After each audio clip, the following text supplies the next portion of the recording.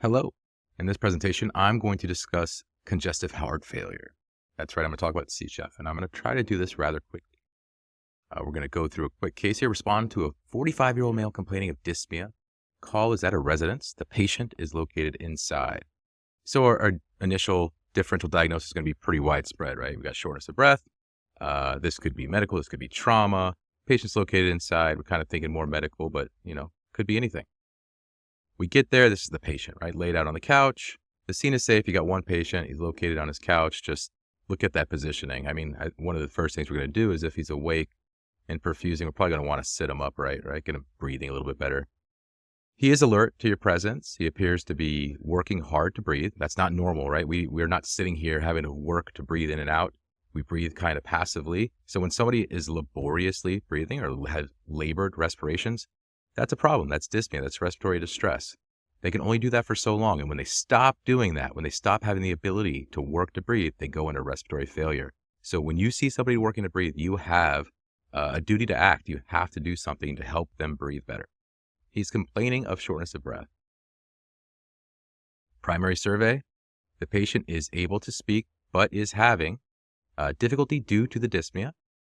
Respirations are about 48 breaths per minute. So he's going pretty fast. And they're shallow respiration. Could be why he's breathing fast. Got a decreased tidal volume, so he's trying to compensate for that minute volume with increasing the respiratory rate. And then circulation, strong radial pulse.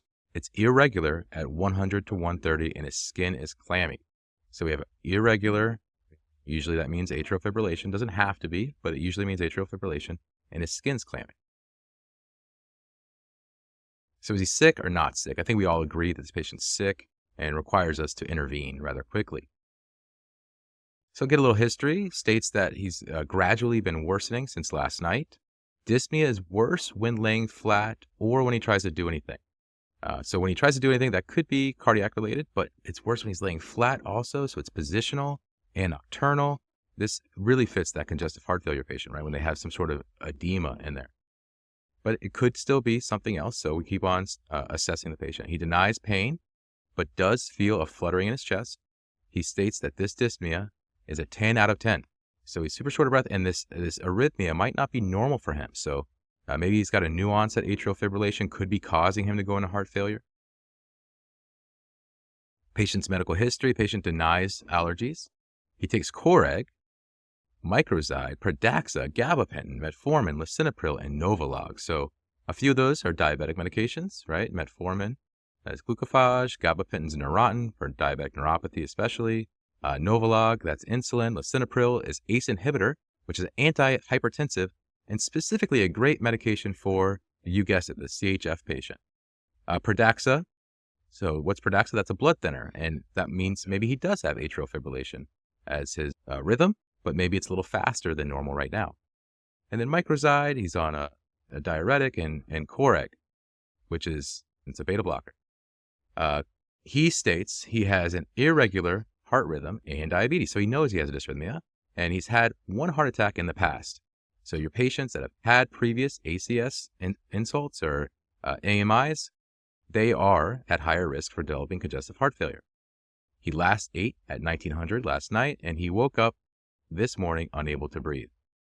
So a lot of things are in the bucket for CHF, but we don't want to just stick to that alone. Of course, we're going to assess our patient fully. He's got a heart rate of 80 to 130 irregular, as we said before. Blood pressure's through the roof. That does fit the CHF patient. Respirations, 44 and shallow. Patient is still alert. Blood glucose is 82. SpO2, 76% on oxygen.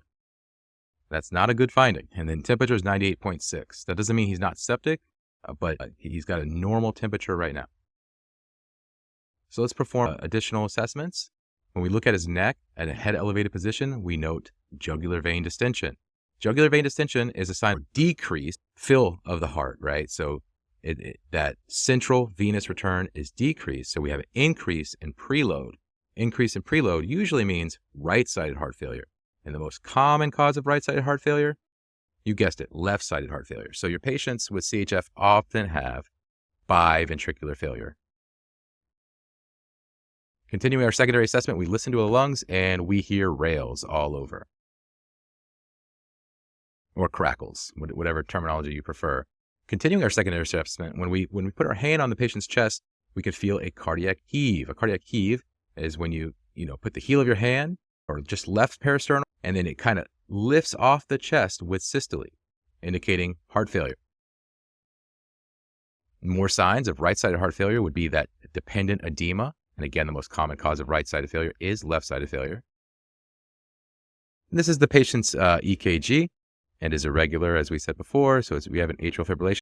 Other indications, so you see that the QRSs are kind of cut off short here, like flat on the bottom. That's not physiology. That's the monitor doing that because these are actually really tall and really deep QRS complexes. That's indicative of left ventricular hypertrophy. And this is, in fact, a left ventricular strain pattern where you have that sloping down into the ST segment, which would be indicative, again, of CHF. So what's wrong with this patient? It's not a mystery. So congestive heart failure, but why? Why congestive heart failure? All right, before we get into the treatments, let's talk a little bit about the pathophysiology of CHF. We have these baroreceptors in the body, right?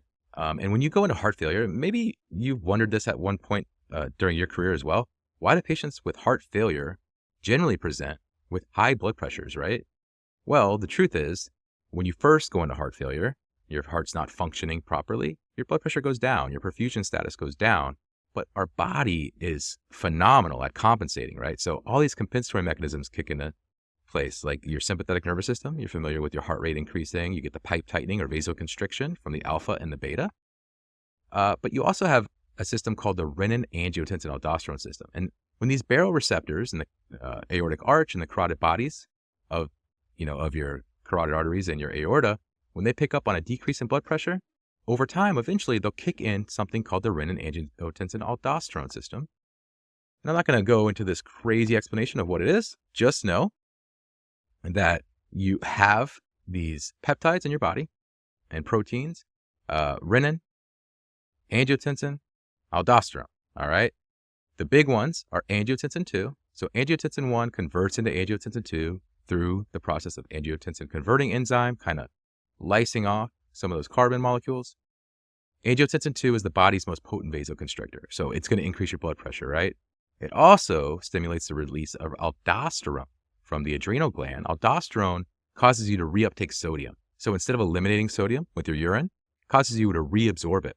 And where salt goes, or sodium, water follows. So you're going to increase your volume. So you're increasing your volume and you're increasing your systemic vascular resistance. You're going to increase your blood pressure. So that's the big takeaway from the renin-angiotensin-aldosterone system. It kicks in and you get this huge increase in afterload and preload. And it ends up being too much because if you increase afterload and your preload or your systemic vascular resistance and your cardiac output, and again, systemic vascular resistance is volume, viscosity, and vessels. So you're increasing your volume by increasing the amount of water you're keeping. You're decreasing the vessel size, which is also going to increase your systemic vascular resistance. And you're increasing your stroke volume as well through increasing volume. So all of these things are going to increase your blood pressure and maybe a little too much. Because if you think about it, you have constricted vessels, you have sodium reabsorption, you have fluid retention, you have the release of vasopressin, you have thirst stimulation, facilitates norepinephrine release, stimulates cardiac and vascular hypertrophy. All of these things are happening, and it causes you to go into overdrive with too much preload and too much afterload. And when you increase your pressure that much, you go into what we call congestive heart failure. So heart failure is caused by ventricular pump dysfunction, overload of volume, or by overload of pressure, afterload. Preload is the initial stretching of the cardiac myocytes, the muscle cells, prior to contraction. It is related to ventricular filling. Afterload is the force or the load against which the heart has to contract and eject blood. In heart failure, there is a compensatory increase in blood volume that serves to increase ventricular preload and thereby enhancing stroke volume by what we call the Frank-Starling mechanism. The Frank-Starling mechanism is kind of like the rubber band effect. The further you pull the rubber band back, the further it'll fly. The same works with the ventricles. The more they stretch, the higher the pressure coming out of those ventricles. So let's talk about why does that cause the edema that we see, right? Well, edema is caused by the following. You have capillaries. You're familiar with capillaries, right? This is where you get a little bit of diffusion and osmosis, where things are allowed to flow through the very permeable capillaries, these thin single layer of epithelial cells that happen both in the lungs, around the alveoli, and throughout the body where your body needs to get oxygen and nutrients, right?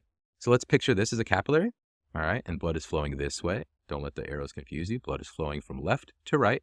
And you have an arterial side and the venual side or venous side and the capillary in the middle, and extravascular or the stuff outside of the vessel or in the tissues on the outside, right?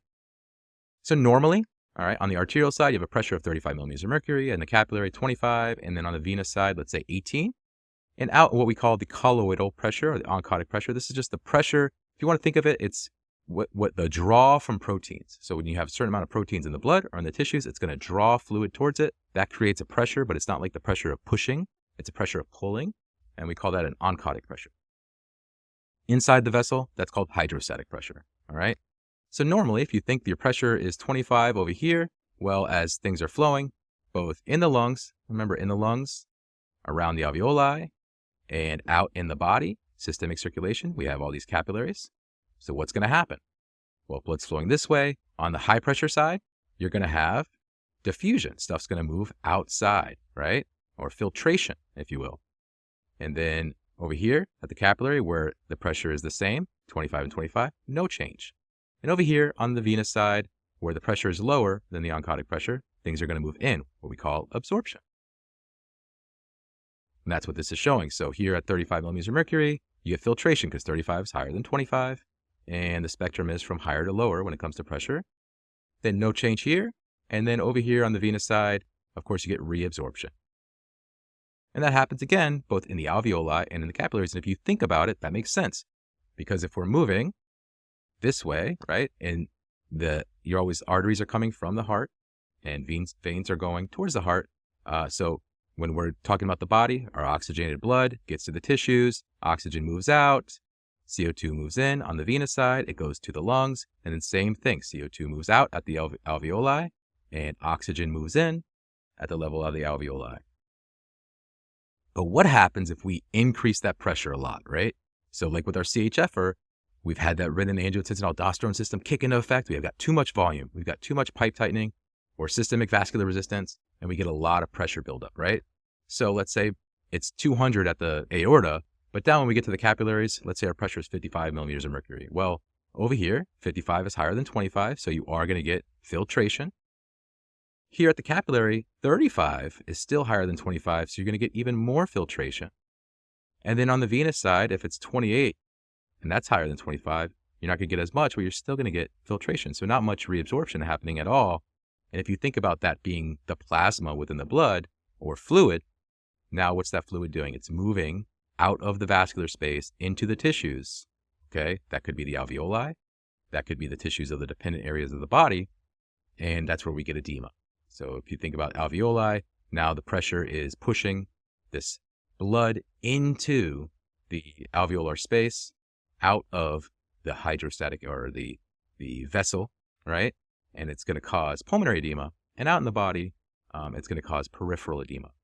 So that's what happens. Pressure is too high, and in the lungs, you get pulmonary edema because of net filtration. And out in the dependent areas of the body, you get peripheral edema due to net filtration.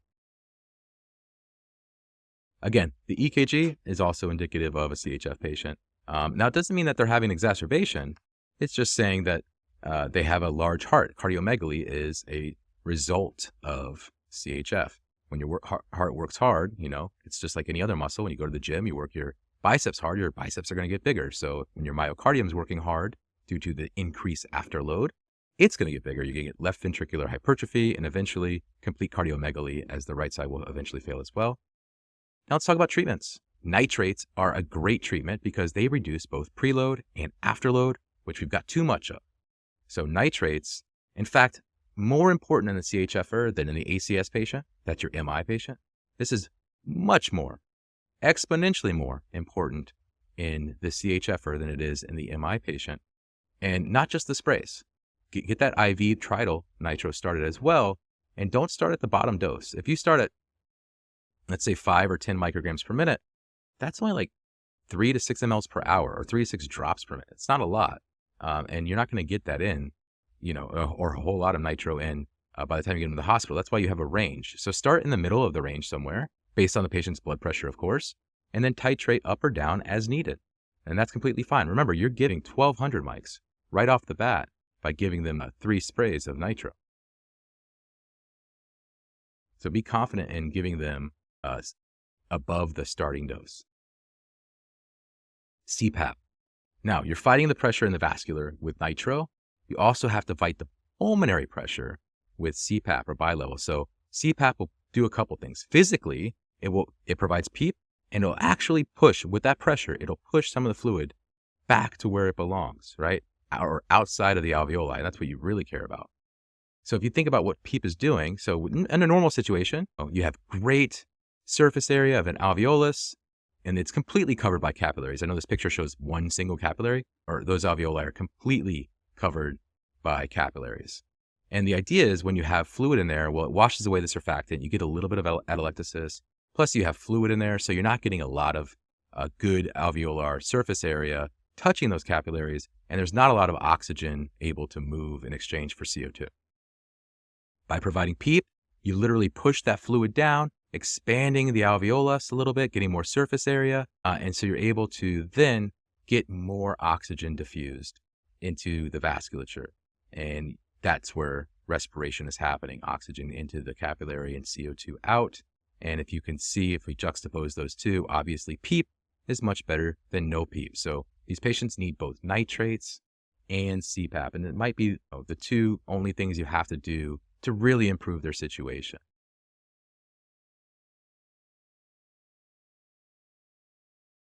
CHF also puts a large strain on the kidney. You got hypertension, edema, hyponatremia, hypokalemia, hypomagnesemia are all possible from the CHF patient. High risk from hyperkalemia because of that renin-angiotensin-aldosterone system really puts their kidneys into overdrive, and their kidneys are working a little bit harder than usual, and they can end up failing as well. Here's just some examples of some different EKGs associated with CHF. Here's another patient with left ventricular strain, a little bit of a left bundle branch block starting up right there. So left bundle branch block is also very common with CHF. Here's a left bundle, has that left strain pattern. Here's another left bundle branch block. Several left bundle branch blocks here, actually. All of them could be a patient with CHF, of course. Here's an LVH, that left ventricular strain, very big QRS complexes, and then, of course, that down-sloping ST segment into the inverted T wave is a good indication. Here's a patient with right atrial enlargement, so that's P pulmonal, those big peaked P waves, right atrial enlargement, and then just tombstone-like ST segments with inverted T waves. So this patient looks like they're having an active MI as well. Here's another one, good example of a right atrial enlargement. Again, P pulmonal, big. Those P waves are almost bigger than the QRS complexes. So again, right atrial enlargement goes with right ventricular enlargement. Right ventricular enlargement goes with right ventricular failure. And the most common cause of right ventricular failure is left ventricular failure. That's right. This final 12 lead here, this is hyperkalemia, really bad hyperkalemia. And this patient has an implanted pacemaker that is not capturing. And that is a possible side effect of your potassium being too high, is that you will go into a pretty bad bradycardia and your pacemaker won't be able to even capture because you're staying in that depolarized state for too long. You don't have enough cells repolarizing, right, for the pacer to even work. So you'll get this AV dissociation kind of, it's kind of like seeing a complete heart block, except for you're seeing spikes from the pacemaker. All right, remember the spectrum of dyspnea: distress, failure, and arrest. So distress, labored respirations. Failure is when they've exhausted their ability to maintain. And then respiratory arrest is, of course, complete apnea, and that's going to kind of help you guide your treatment. So if they're in distress, you're going to provide them with PEEP and nitro, right? Labored respirations, give them PEEP and nitro. If they're in failure, they might not be able to take the PEEP, the CPAP, because remember, they have to be able to follow your directions and breathe with that CPAP. If they've exhausted all their efforts, they might not be able to do that on their own. So you might have to put that patient down, intubate them, and provide ventilatory assistance. And of course, you're just going to provide ventilatory assistance to the patient that's not breathing. So in summary, get that differential diagnosis, decide if they're sick or if they're not sick, and then provide strategic care. I hope you enjoyed this presentation on CHF. Until next time, I'll see you later.